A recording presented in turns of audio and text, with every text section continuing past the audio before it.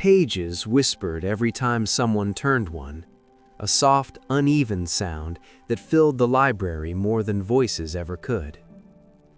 Late afternoon followed a pattern here. Everything felt practiced. Laptops open, bags tucked under chairs, eyes moving between screens and shelves as if time itself could be managed quietly. I shared this space most days. Same table, same view of the reference desk. That's how I noticed the elderly man by the window.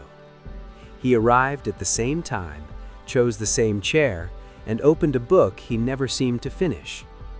Not a novel, nothing impressive, just an old city guide, the kind tourists buy and locals forget. The cover was bent, corners rounded smooth by use. Each day, he opened it to a different section, read slowly, then stopped long before the end. Across from him sat a teenager alone, homework spread out, untouched. A phone lay face down beside the notebook, checked once, then pushed farther away. The teenager kept glancing up, eyes drifting to the shelves, then back down, like they were waiting for permission to begin.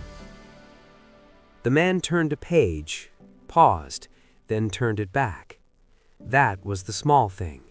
He reread places he already knew. After a while, the teenager stood and wandered toward the shelves, pretending to browse. They stopped near the man's table, reading spines without pulling anything free. "Looking for something?" the man asked, not lifting his eyes. "I don't know," the teenager said. "I just needed somewhere quiet." The man nodded, as if that explained everything. "This place is good for that." They stood there together for a moment. Then the man closed his book and tapped the cover lightly. "I read this to remember where I've been. Helps me stay put."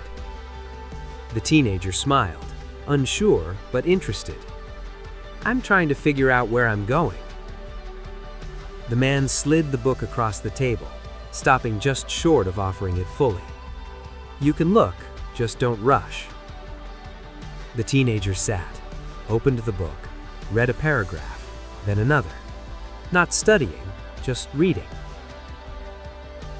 Time moved without announcing itself. Chairs shifted. Someone coughed. Sunlight crept slowly across the floor. When it was time for the man to leave, he stood carefully, took the book back and tucked it under his arm.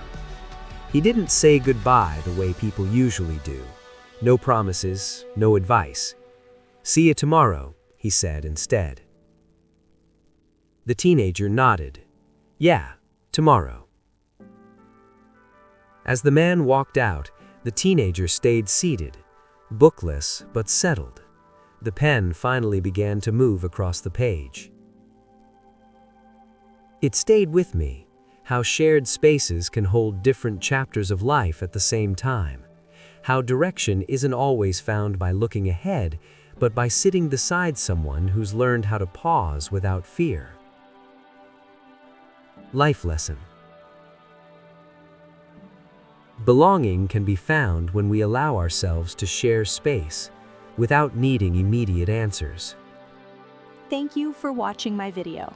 If you liked my video, please leave a like and subscribe for more videos. And see you in the next one. Bye!